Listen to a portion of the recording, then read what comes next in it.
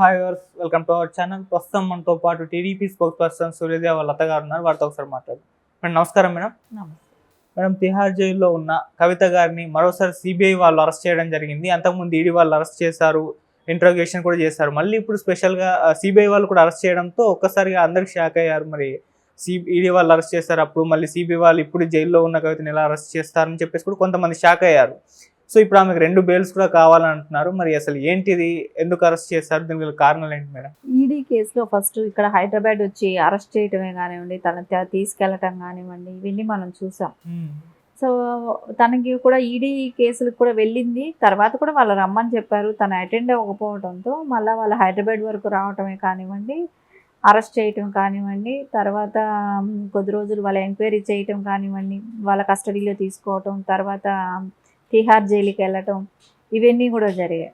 So Tihar జైల్లో కూడా ఆవిడ కొన్ని సౌకర్యం లేదనటం, హెల్త్ ప్రాబ్లం అనటం, బెయిల్కి అప్లై చేసుకోవటం, బెయిల్ కూడా 16వ తారీఖు వాయిదా ఉంది.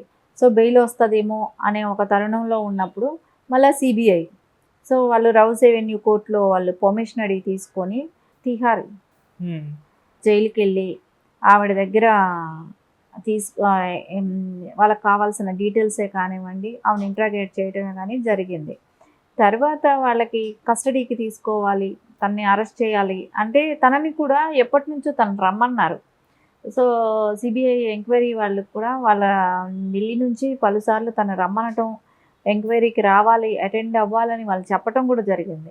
కానీ నేను వర్చువల్గా అయితే వస్తాను, అటెండ్ అవుతాను, కానీ నాకు పార్టీలో బిజీగా ఉన్నాను, సో నేను రాలేను, ఇప్పుడు వచ్చే పరిస్థితులు లేవు అని చెప్పడం జరిగింది. సరే ఈడీ అరెస్ట్ అయిన తర్వాత మనకు టర్మ్ వస్తుందని అనుకున్నారో ఏమో, తర్వాత వాళ్ళు కూడా రౌస్ ఎవెన్యూ కోర్టుకి వెళ్ళటం, పర్మిషన్స్ తెచ్చుకోవటం, విచారించటం, ఇప్పుడు తీరా అరెస్ట్ చేయటం కూడా జరిగింది. ఈ అరెస్ట్ ఎలా తీసుకోవాలి అని అంటే, ఇప్పుడు రేపు పొద్దున 16వ తారీఖుకి తను కేసు నడుస్తుంది. సో తనలో బెయిల్ వస్తుందో రాదో కూడా తెలీదు. మేబీ వచ్చినా కూడా తను ఇంకొకసారి మళ్ళా అరెస్ట్ అయి ఉన్నారు కాబట్టి, సో దాని మూలాన తనకి ఇంకా బెయిల్ వచ్చే అవకాశం ఇప్పుడు అప్పుడే లేదనిపిస్తుంది. తను ఇప్పుడే కూడా వచ్చే పరిస్థితి కూడా కనపడటం లేదు. అంటే ఇది ఎన్ని రోజులు నడుస్తుందో అంటే అంటే కవిత అనే ఆవిడ వచ్చి మొత్తం ఈ కేసుకంతా మూలకర్తలాగా వాళ్ళు చూపెడుతున్నారు. సో ఈవిడే బేస్ అన్నట్టే తీసుకుంటున్నారు కాబట్టి ఖచ్చితంగా ఈవిడికి రావటానికే కానీ ఇప్పుడప్పుడే అవకాశం కూడా లేదన్నట్టే కనపడుతుంది. దీన్ని ఇంకా ఈ కేసు మీద ఎప్పుడు బెయిల్కి వెళ్తుందో, సో వాళ్ళకి వేరే ఇంకా వాళ్ళ ఇన్వెస్టిగేషన్ కంప్లీట్ అవ్వలేదని అంటున్నారు కాబట్టి మళ్ళీ వాళ్ళు కస్టడీకి తీసుకునే అవకాశం ఉంది. మళ్ళీ తిహార్ జైల్లోనే పెడతారా, మళ్ళీ ఏమైనా జైలు మార్చే అవకాశం ఉందా, ఇంక ఇవన్నీ కూడా ఉంటాయి కాబట్టి ఖచ్చితంగా అయితే వాళ్ళకి అరెస్ట్ అయ్యింది, కానీ బెయిల్ ఎప్పుడు వస్తుంది అనేది మటుకు ఊహకు అందనట్టే ఉంది. ఇక కేసీఆర్ ఎలాంటి ఇప్పటి వరకు కూడా ఎందుమూలాన అరెస్ట్ అయింది, ఏం జరిగింది అంటే ఒక పార్టీ అధ్యక్షుడిగా కూడా ఇప్పుడు అదే ఈ పార్టీలో వేరే వాళ్ళు చేస్తున్నారనుకోండి, అంటే ఆయన కూతురు కవిత కాకుండా వేరే వాళ్ళు చేస్తుంటే ఈ పార్టీకి సస్పెండ్ చేసేవాళ్ళు, మాకేం సంబంధం లేదు అని ఒక ప్రెస్ మీట్ పెట్టడము, మా పార్టీకి సంబంధం లేదు, సో వాళ్ళ పర్సనల్ ఇదికి తను చేసుకున్నారేమో అని ఏదో ఒకటి ఖండన చేసే వాళ్ళు, సస్పెండ్ చేయడం ఏదో ఒకటి జరిగేది.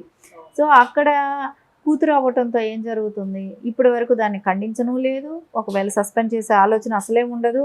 ఏం జరిగిందనేది ప్రజలకి కానివ్వండి, పార్టీ నాయకులకి, కేడర్కైనా చెప్పాలి కదా.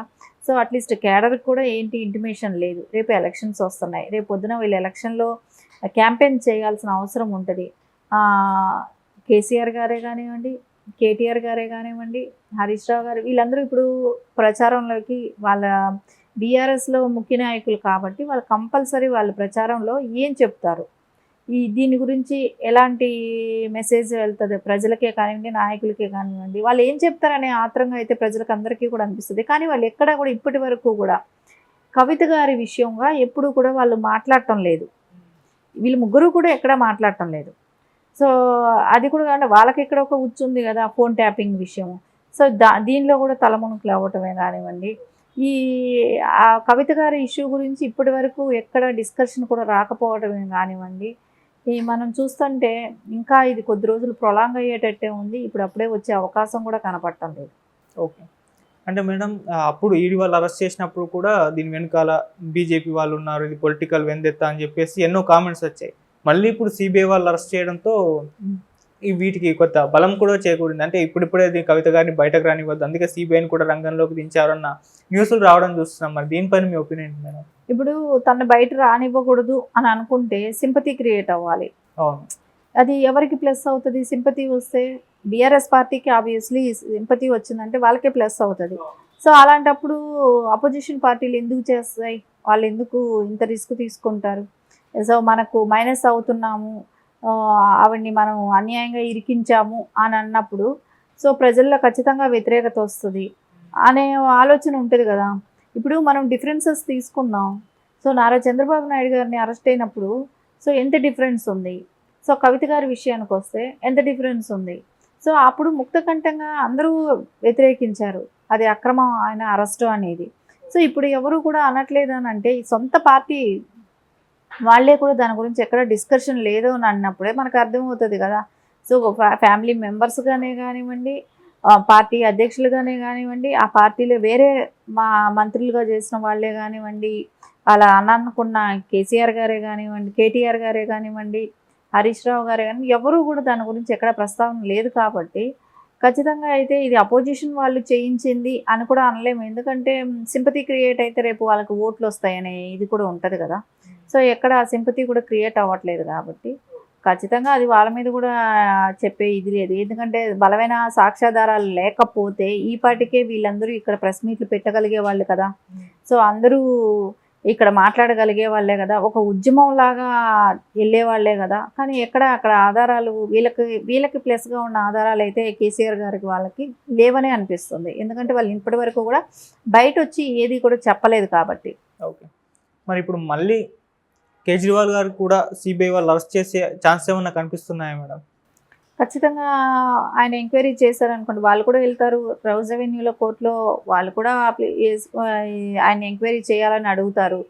సో ఆ ఎంక్వైరీ చేయడానికి వాళ్ళు పర్మిషన్ ఇచ్చిన తర్వాత పరిస్థితిని బట్టి ఉంటుంది, ఆయన ఏ రకంగా ఇన్వాల్వ్మెంట్ ఉండేది, వాళ్ళకి ఏ రకమైన ఆధారాలు ఉన్నాయి, ఇవన్నీ చూస్తుంటే ఖచ్చితంగా ఆయనకు కూడా వచ్చే అవకాశం ఉందేమో. ఎందుకంటే కవిత గారి విషయంలో చూసాం కాబట్టి ఆయనకు కూడా వచ్చే అవకాశం ఉందేమో. కాకపోతే ఆయన విషయం కొంచెం లేట్ అవ్వచ్చు, ఎలక్షన్స్ ఉన్నాయి. ఇప్పుడు అక్కడ ఆయన ఒక సీఎం, సో ఆ పార్టీలో ఉన్న వాళ్ళ ఒపీనియన్ ఇంకా కొంచెం ఎలా ఉందో తెలియట్లేదు. ఎందుకంటే ఒకళ్ళిద్దరు ఈవేళ రాజీనామా చేశారు, ఇలాంటి పార్టీలో నేను ఉండము అని ఒక మినిస్టర్గా ఉన్న అతనే రాజీనామా చేయడంతో ఇప్పుడు అక్కడ కూడా వ్యతిరేకత అనేది స్టార్ట్ అవుతుంది అనేది తెలుస్తుంది. సో అందుకని కొంచెం టైం టేకింగ్ అవ్వచ్చేమో, కానీ ఖచ్చితంగా అయితే ఆయనకి కూడా ఉంటుందని అనిపిస్తుంది. మేడం ఈ మంత్లో అనుకుంటా రెగ్యులర్ బెయిల్కి సంబంధించి వాదనలు జరగబోతున్నాయి కవిత గారి ఇష్యూలో. 16వ తారీఖు మరి బెయిల్ దొరుకుతుందన్న ఒక ఉద్దేశంతోనే సిబిఐ వచ్చింది అని కూడా వార్తలు రావడం చూస్తున్నాం. మీ ఒపీనియన్ ఏంటి మేడం దానిపైన? బెయిల్ దొరికే అవకాశం ఉందా లేదా అనేది 16వ తారీఖుకే ఇస్తారనేది కూడా ఎట్లా నమ్ముతాం? మళ్ళీ వాయిదాలు పడవచ్చు కదా. సో 16కే బెయిల్ కోసం వేసింది వచ్చేస్తుంది అనుకోవటం. ఎందుకంటే వాళ్ళ కొడుకుకి ఎగ్జామ్స్ కోసం నేను వెళ్ళాలి అనేది ఆవిడ పెట్టిన కండిషన్. సో ఆ కోర్టు కూడా ఎలా పరిగణలోకి తీసుకుంటుంది? అంటే ఈవిడ ఒక పొలిటీషియన్ కాబట్టి, జనరల్ ఉన్న హౌస్ వైఫ్లకి అయితే అది వర్తిస్తుందేమో, కానీ ఈవిడ పొలిటీషియను అంటే వాళ్ళ పిల్లలతో అంత టైం స్పెండ్ చేస్తుందా?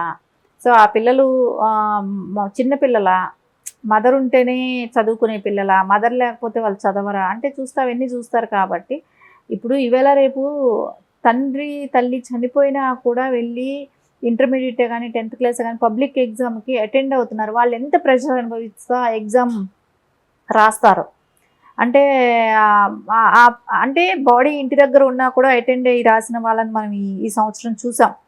సో వాళ్ళు ఎంత ప్రెషర్ అనుభవిస్తారు, అయినా వాళ్ళు అటెండ్ అవుతున్నారు కదా. సో దీన్ని ఇట్లా అలాంటివన్నీ బ్యారేజ్ చేసుకున్నారనుకోండి, ఖచ్చితంగా దీనికి రావు.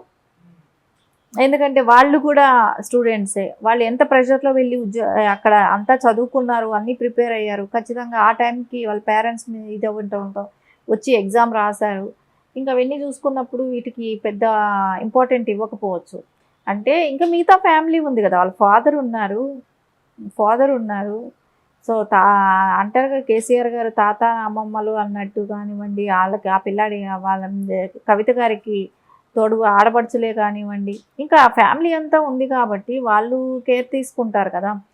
సో ఓన్లీ కేసులే ఇరుక్కున్నారు. సో మళ్ళీ బయట వస్తారు. ఈ రోజు కాకపోతే రేపైనా వస్తారు, వచ్చేదైతే బయట వస్తారు. కాకపోతే దానికి అంత ఇంపార్టెంట్ కోసం చదివించడం కోసమే పంపించేయడం అనేది అయితే నేను జరగదనే అనుకుంటున్నా. ఎందుకంటే చిన్న చిన్న కేసు కూడా కాదు కాబట్టి దీనిలో పెద్ద పెద్ద వాళ్ళ ఇన్వాల్వ్మెంట్ ఉంది కాబట్టి ఖచ్చితంగా అయితే 16వ తారీఖు కూడా మేబీ నాకు అనిపిస్తుంది రాకపోవచ్చని అనిపిస్తుంది. Okay madam, thank you so much. Thank you.